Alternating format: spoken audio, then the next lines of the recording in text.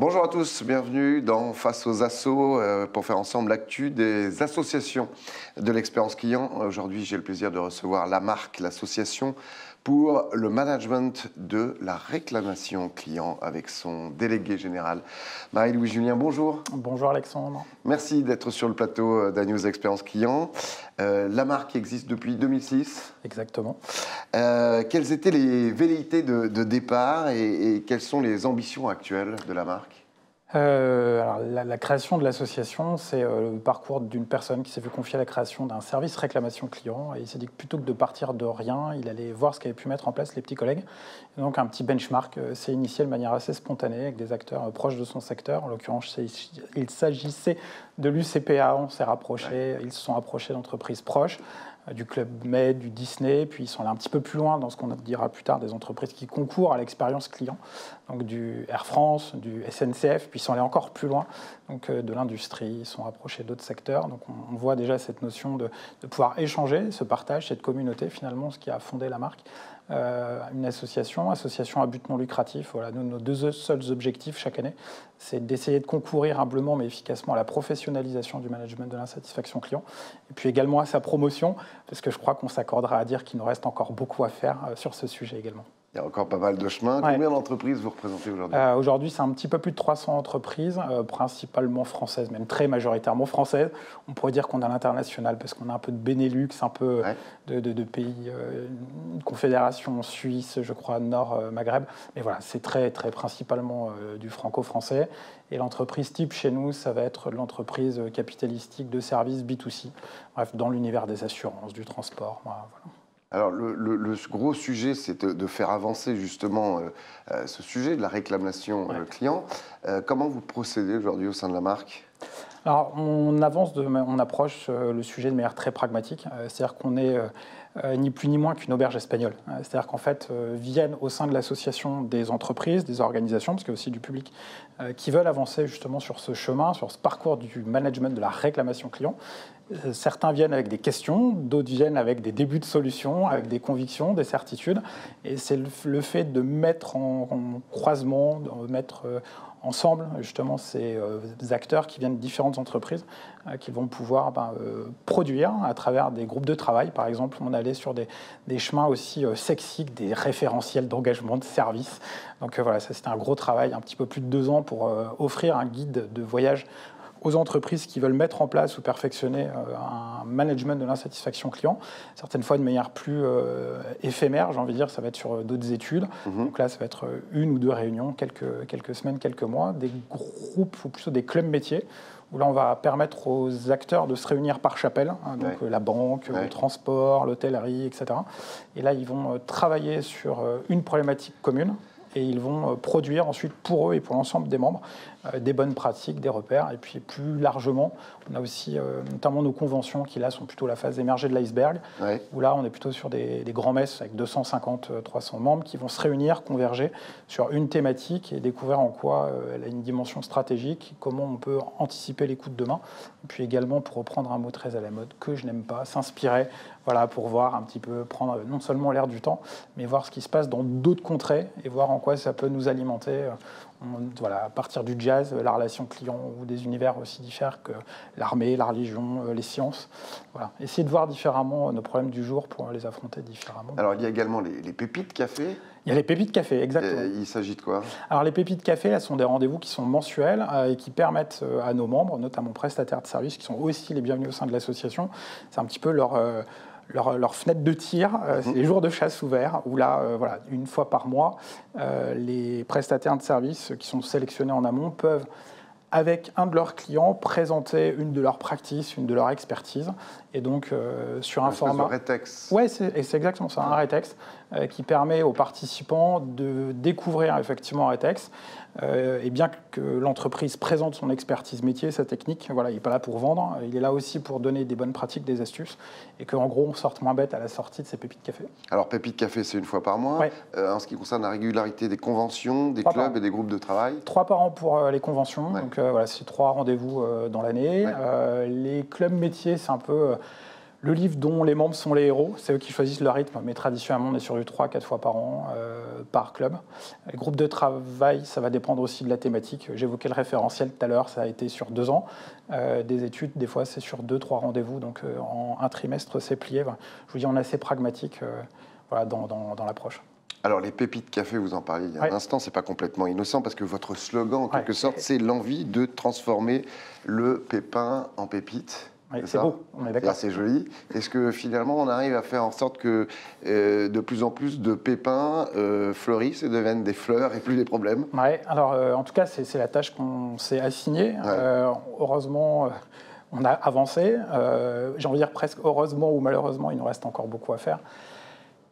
Si je devais, de manière un peu provocante et peut-être un petit peu vulgaire, j'espère que ça ne choquera pas les oreilles qui sont derrière l'écran, mais j'ai souvenir d'un acteur de la relation client qui nous avait dit à l'époque n'avez-vous vraiment rien d'autre à foutre que de vous occuper de ce qui merde dans nos entreprises et ce verbatim qui sortait effectivement de la bouche d'un acteur de la relation client qui reste toujours très en vue. Mais, on ne le citera pas. Évidemment, on ne le citera pas. Mais en tout cas, ce verbatim, ça m'a permis d'avancer. Et c'était de me dire, bah voilà, si un patron de la relation client me dit ça, peut-être qu'il faut aussi qu'on se remette en cause. Et en fait, non, ça nous a confirmé qu'on était sans doute sur le bon chemin. Et le chemin, c'est lequel? C'est pas dire que la réclamation serait évidemment positive intrinsèquement. On est d'accord, la réclamation, c'est pas une information qui est sympa. Par contre, ce qui est sympa, c'est de savoir qu'elle nous invite à voir différemment sur la manière dont on produit, la manière dont on délivre les services, et donc en quoi la réclamation m'invite à améliorer, voire à innover. Sur mon marché, il y a pas mal d'entreprises qui nous ont invités à nous rappeler que la réclamation est une opportunité. L'insatisfaction est une opportunité. Aujourd'hui, quand on se fait disrupter, c'est rarement sur quelque chose qu'on fait bien. Voilà, la mobilité, je pense que Uber a été un merveilleux levier pour les acteurs, notamment de la mobilité et des taxis à Paris. Comme c'est aussi intéressant de voir que G7 a complètement repensé, refait exactement d'elle. Ouais. Donc on a parlé d'ubérisation, on pourrait parler de jet-setisation, je pense que ça serait plus source d'espérance. Du Décathlon aussi a énormément avancé, coproduit, innové aussi grâce au réclame. Ouais. Et puis l'innovation, derrière il y a également la performance financière. Voilà, nos entreprises qui sont au sein de l'association, et toutes les entreprises d'ailleurs, qui cheminent sur le chemin de la relation client, de l'expérience client, la réclamation, mais plus largement de l'orientation client, sont bien là également dans une dimension business. On n'est pas juste pour avoir des clients heureux, ça serait si c'était la seule feuille de route. C'est bien d'avoir des clients qui soient satisfaits, en l'occurrence resatisfaits, pour les refidéliser, pour doper la recommandation, puisqu'on est aujourd'hui, qu'on le veuille ou pas, dans une économie de la recommandation, et puis derrière de doper la performance financière. Et heureusement, aujourd'hui, il y a des choses qui nous font dire que quand on dope la recommandation, quand on dope le management de la satisfaction client, ça fait plus de pognon, et donc ça fait un client satisfait, ça fait un collaborateur satisfait parce qu'on ne peut pas avoir l'un sans l'autre, et aujourd'hui un actionnaire satisfait. Voilà. Et puis la transformation qui est l'autre sujet. Il n'y a eu aucun mot qui a heurté mes oreilles dans ce que vous venez de dire. À vous, non, peut-être que derrière, oui. Effectivement, la conviction de la marque, c'est que la réclamation client soit le moment de vérité de la relation client. Je ne sais pas si on le veut, je pense que ça l'est en fait. C'est-à-dire qu'il y a vraiment 2 moments. Je pense que la première, c'est quand on vend. Donc, le but, ce n'est pas de tirer à nous la couverture. Je pense que c'est où mettons la vente. Jeff Bezos, c'est under promise sur deliver. C'est où vais-je mettre ma promesse. Et effectivement, derrière, là, il y a où on va réellement être en capacité de produire ou de délivrer. Et quand on n'est pas à la hauteur de la promesse, du coup, c'est que nous propose réellement le service après-vente. Et donc là, je pense que c'est au management de la réclamation client et au service réclamation de faire office de parachute. Et donc, c'est au moment où on ouvre le parachute à 2000 mètres où on se rend compte si on a une super paire de cornes sur la tête, j'ai fait confiance à tort à une entreprise, ou au contraire de me dire le parachute fonctionne. Et là, je vais passer d'un marketing de la promesse à un marketing des actes et c'est gagné. Effectivement, comme vous le disiez, c'est un levier de performance financière, d'innovation, de transformation. Ouais. Est-ce que finalement, tous les étages de l'entreprise le réalisent, le fait que la relation client soit de plus en plus considérée? Est-ce que c'est le cas aujourd'hui? Est-ce qu'on considère cet apport de la relation client au sein de l'entreprise? Alors, on est d'accord que la réponse ne peut être oui ou elle ne peut être non. Ouais. Et je vais non pas faire un pas de recul, mais un pas de côté. Ça va dépendre des entreprises. Oui, mais ça dépend. C'est vraiment. Oui, ça dépend, ça dépasse. On est exactement. En plus, c'est la période, c'est Noël. Mais ça dépend de l'entreprise, en fait. Comme il n'y a pas de bon secteur ou de mauvais secteur, comme il n'y a pas de bons chasseurs ou de mauvais chasseurs, c'est vraiment la maturité de l'entreprise. Vous avez des entreprises qui ont compris ça depuis tout le temps. Un Jeff Bezos, par exemple, on évoquait tout à l'heure sur Amazon. Amazon, c'est créé sur, finalement, sa mission, c'était problem solver ou quelque chose comme ça. C'est-à-dire, je vais prendre tous les irritants de mon entreprise, les limer les uns après les autres pour proposer une expérience qui sera la plus aboutie, la plus pleine, qui me permettra d'avoir ce que d'autres appelleront l'enchantement client, la satisfaction client. Et donc on voit bien qu'il y a des entreprises qui sont nativement orientées client. C'est le cas d'Amazon, mais parlons aussi des entreprises françaises. On a parlé de Decathlon, on pourrait parler aussi de Leroy Merlin, on pourrait parler de la Maïf, qui sont des entreprises qui, de mon point de vue, sont organiquement orientées client parce qu'il y a une culture client qui est extrêmement forte. Et puis d'autres entreprises où on en conviendra que ce n'est pas le cas. Et dans ces entreprises qui sont orientées client, évidemment, le DG, le fondateur, est dans la boucle. Et j'allais vous le dire, est-ce que ça commence pas avant tout par une prise de conscience du PDG, du DG, du dirigeant en tout cas? Vous parliez de Jeff Bezos. Est-ce que c'est le cas partout? Est-ce que c'est pas là-dessus qu'il faut attaquer? Alors, je ne sais pas si c'est là-dessus qu'il faut attaquer, mais en tout cas, c'est sûr que c'est l'allié indispensable. Quand DG veut, Dieu veut. On est d'accord.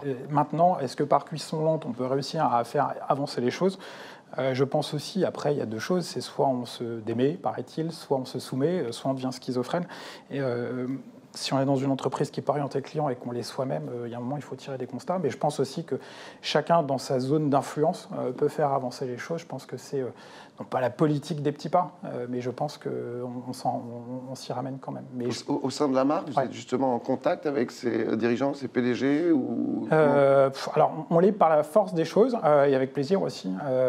Autrefois, c'était quelque chose qui était extrêmement ponctuel, même assez rare.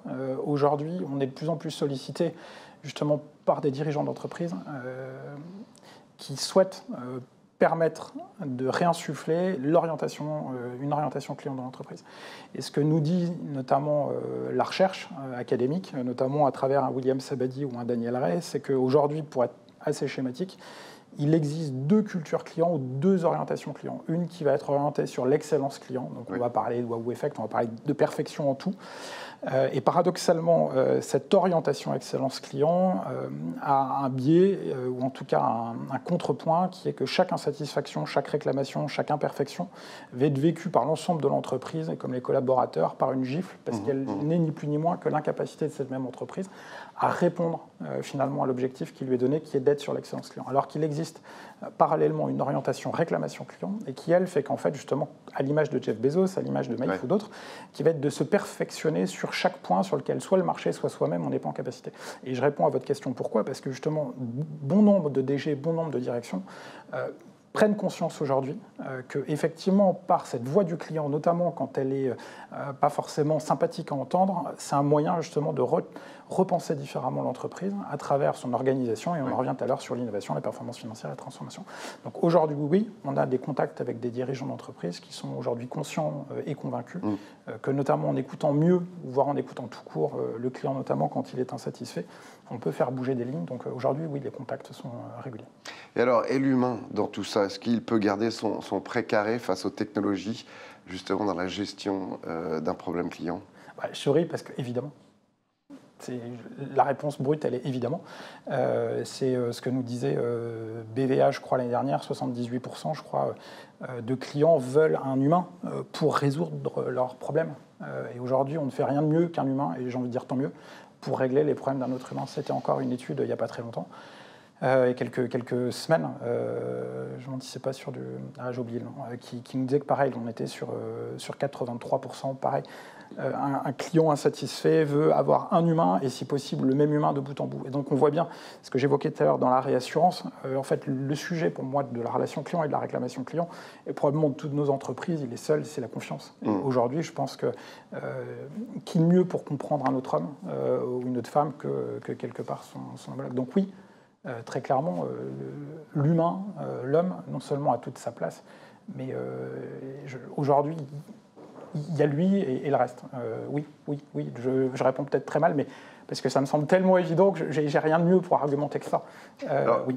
Justement, parmi les primo-intervenants, on a les vendeuses, les vendeurs en boutique. Ouais. Est-ce qu'ils reçoivent aujourd'hui assez de formation, d'assez bonne formation, de remise à niveau, pour être toujours d'excellents ambassadeurs de leur marque? Pour être clair, la formation, ou en tout cas la bonne formation, on n'en aura jamais assez. Ouais. Maintenant, ce qui est sûr, c'est qu'on a des entreprises. Nous, c'était un des enseignements de l'étude qu'on a mené cette année avec notamment Init sur la cartographie des services réclamation client. Et je crois que 40% des personnes en contact avec le client reçoivent une formation sur les enjeux liés à la réclamation client. Donc très clairement, 40%, c'est largement insuffisant. Ouais, c'est ce que j'allais dire. Mais on voit que c'est quand même 40% d'entreprises, sur les 149 qui avaient répondu, qui forment systématiquement leurs équipes sur le périmètre de la réclamation. Donc on voit qu'il y a énormément de choses à faire, mais je pense qu'on aurait mené cette même étude il y a 17 ou 18 ans, création de la marque, on n'en était sans doute pas à 40%.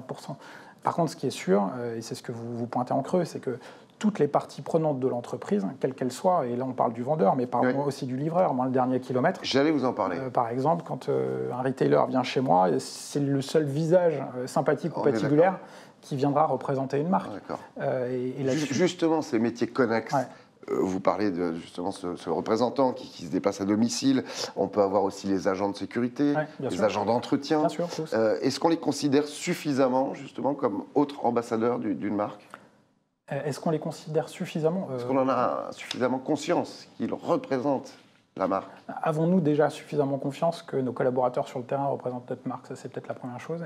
Et donc, on voit bien que probablement que les parties, ceux qui concourent à l'expérience client et qui ne sont pas des nôtres, non, l'effort, il est encore colossal.